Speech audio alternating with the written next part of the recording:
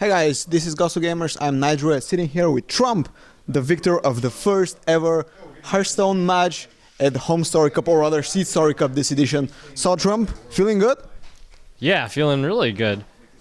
Ek0p kind of like your arena arch rival, so this 4-0 seems like quite obliterating the Druid deck, really strong.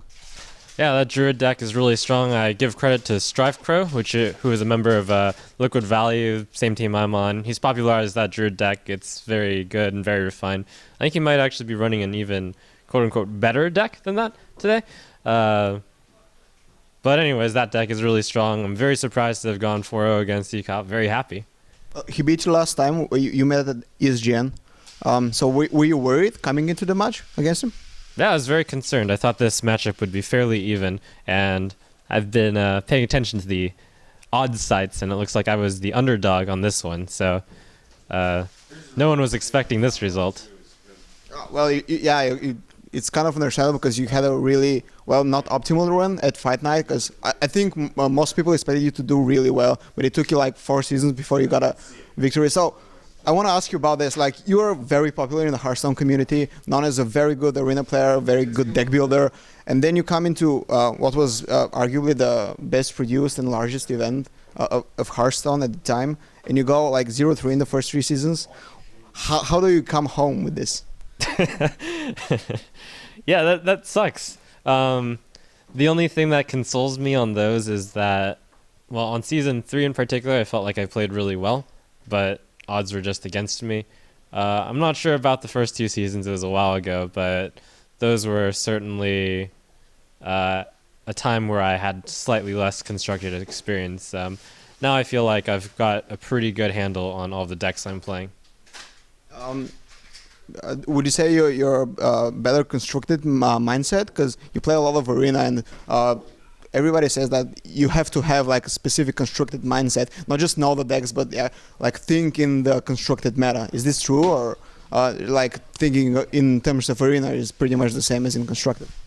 Yeah, it surprised me because I have a Magic the Gathering background. I suppose in there, limited and constructed are also different, and you have to have different mindsets. But what surprised me was just how different you had to go. I agree, you definitely have to have a very different mindset for constructed, and playing a lot of games is really the only way to get that mindset. So I might have taken it a bit too easy in the past, but not in this one.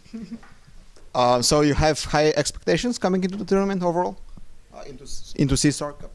The competition is really strong, so I didn't have any expectations, but How about after this match, like 4-0 against Ek0p? This changes things, I imagine? No, it doesn't change anything.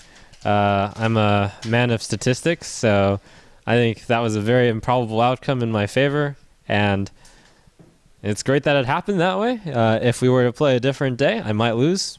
Who knows? I consider him a good player. Happy to beat him. Okay, so you say you have no expectations. What about a tournament favorite in your eyes? Like that, your Liquid Value teammates are here, the whole of Doggy House except Nyx. There's Lucifer from Korea coming, and this is like a super shady area in terms of like Hearthstone coverage. Nobody knows what happens there. So, what do you expect, like, say, top 3 of the tournament? Well, that is really hard to say because there's a lot of variance in this game, and I haven't seen anyone's decks yet other than Ek0p's, and everyone's seen like one of my decks. But from my experience, I believe that we're going to be... I don't expect to be surprised by anyone's decks. I'll wait and see about that. And I don't expect many to be surprised by mine. I ran a very standard first deck. So it's just going to come down to how we pilot these fairly standard decks, and they're all good players, so hard to say. If I had to give names, though, I think I'll just go with the favorites, which are SeatStoryCup and Savitz, as 2 favorites to make it to victory. 3rd place, I'll include myself. Like, maybe I'll get to the top 3. Since I made it past round 1, I'd say I am the favorite since I'm the only winner so far. So Trump is the favorite right now. Awesome. So yeah, you're saying you're expecting to see fairly standard. Are you really sure that there are no surprises coming, like in terms of constructed decks? Because there have been changes in the constructed metagame. Like players like Reyna tried to invent like new builds. You yourself build a mage that on a budget that went very far, like made it to legend. So players experimenting with deviating from the standard that, like for example, Strife Crows, Druid, or Savage Shaman. So you really think that whatever we see on ladder, we'll see in SeatStoryCup as well? No changes? No surprises? Yeah, I expect that because unless someone here has built a deck and then kept it really under wraps, then it's hard to surprise, because once you play it, and like certainly if you stream it, then it's all over the place instantly. Like my mage deck, for example, no one played mage before I started the climb, and then suddenly it had a huge rise in popularity. So maybe if I had kept that under wraps somehow, then I could have surprised people. But now everyone expects me to run mage, and in fact, on the screen when you were looking, one of my decks is mage. So even though that might be a bit unorthodox, and I might be the only one who's submitted a mage deck, people are expecting me to run it. So I don't think there will be that many surprises. Also because I have a generally good read on what everyone here likes playing, other than Lucifer. But Lucifer, yeah. I was like thinking of Molten. Lucifer, yeah, not playing. Yeah, I like that game a lot also. But let's see.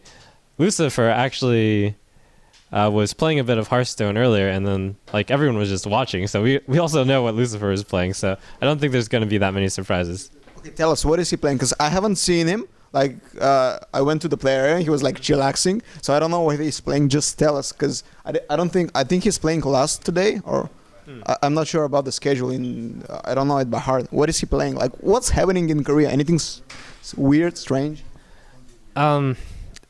I don't want to give broad generalizations, but from what I've generally heard, as well as from my trip to Korea, I found that there's a mentality that the Korea metagame is a bit behind the North American and Europe metagame, and then they generally take stuff from the Western sides.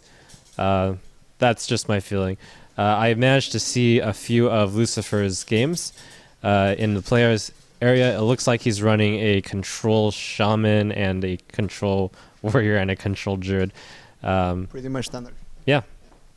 Yeah. So kind of like the Chinese, because I mean we've covered Chinese events before, and I've listened to I think Savages on turn 2, and like both him and I personally, for me, like we saw that Chinese are behind like 1 month. For example, what I saw in their tournaments, like I played against it on the ladder.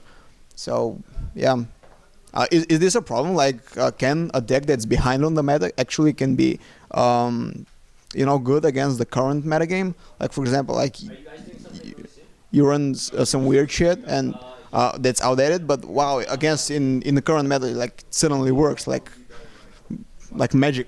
Yeah. So retro decks, as I'm gonna call them, they can be good. I think that the 1 month behind decks are quite bad, because generally the meta has shifted to beat those decks. That's why they've gotten eliminated. But the decks from like 3 months ago or 4 months ago might be really, really good, just as an example. Although the game hasn't been out that long, but the general concepts are there. In fact, we've seen a return of old decks, like the Warlock deck, for example, that was phased out for a while, and then it's phased back in now. You mean Warlock Aggro? Yeah, Warlock Aggro. For quite some time it was phased out, and now it's back in with not that many changes. So, and then suddenly it's like one of the best decks yet again. So it waxes and wanes.